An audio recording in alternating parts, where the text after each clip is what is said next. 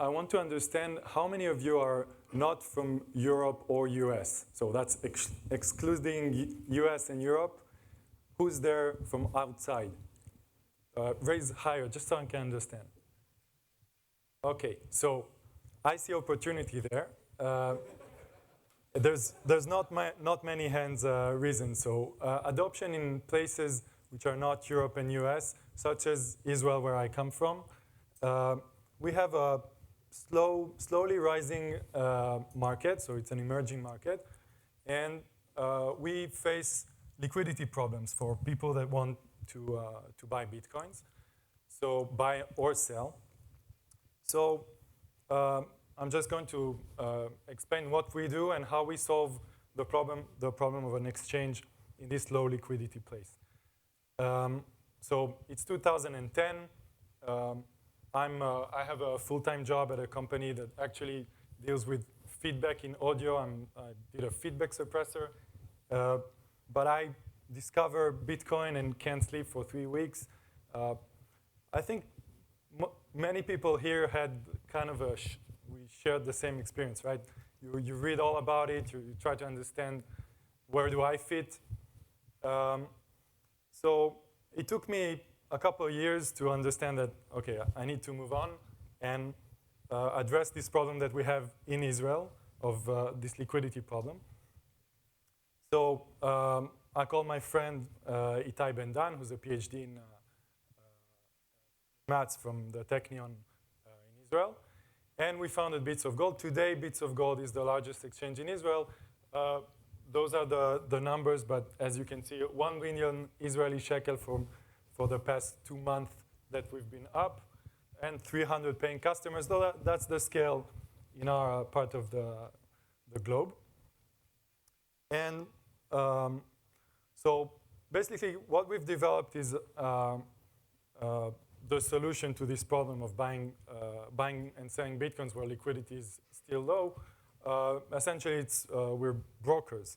So you need to manage this liquidity and get it from somewhere. You need to have fees that adapt rapidly to changing conditions. So if you have mostly a buy flow or mostly a sell flow or in between, there was a big rush when the Bitcoin was like this. Every exchange, there was maybe 3 other exchanges that started that same week, and every exchange was struggling to get liquidity. Of course, we had to develop our interface to the Israeli banks, which was total pain in the ass. And we put in internationalization as well. So in this process, we started the company to try to have a feel of the market itself and the different actors, and actually as an experiment to better understand the clients, their needs. On the way, we developed our methods of fraud prevention. It's a rudimentary one. It's very, we need to develop it more. Also methods for Bitcoin security and complying with regulation. The one thing that we found, the one solution that we found for regulation is pairing with a company called GMT, Global Money Transfer. It's a network of physical changes in Israel. You go to the booth and give cash and you receive Bitcoin in exchange, and or rather, these are places where you give dollars and you receive Israeli shekels. That's what GMT does, and we partnered with them so that they can provide Bitcoins for cash. So if you come visit in Tel Aviv or Jerusalem or wherever in Israel, this network has like 200 physical places where you can come with your Bitcoins and get Israeli shekel and spend it to make our economy thrive. It's live this couple of weeks, like in 2 weeks. We're on a pilot right now. We also have a couple of other partnerships with, again, to get liquidity with exchanges, with a mining group. I can't go into specifics, but those are partnerships we have to have in order to get Bitcoin available. So what did we learn from this experience? the clients want fast transfer. They don't want to wait for the money to be wired to empty Gox or another one and lose, when the Bitcoin is gaining a couple of percents a day. They don't want to lose this time. Obviously, they want the best price, so we need to find, again, reduce those spreads. I forgot to mention, our spreads are a bit higher than competition because we took very early on a decision to work with euros and not with dollars. I think after the panels here, you kind of get the feel why we would choose to go that way. We parted from the US. So as a result, our prices are a bit higher, but today we can function, whereas the other companies are having a bit of a struggle.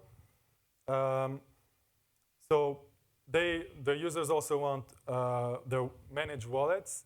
They would be happy for us to keep them their Bitcoins, and they would really like an insurance. All those things are things that we learned that there is a need. The question is, how do we provide that? Us as operators, our operators actually need more automation and easier money stock management and a bit of simpler KYC.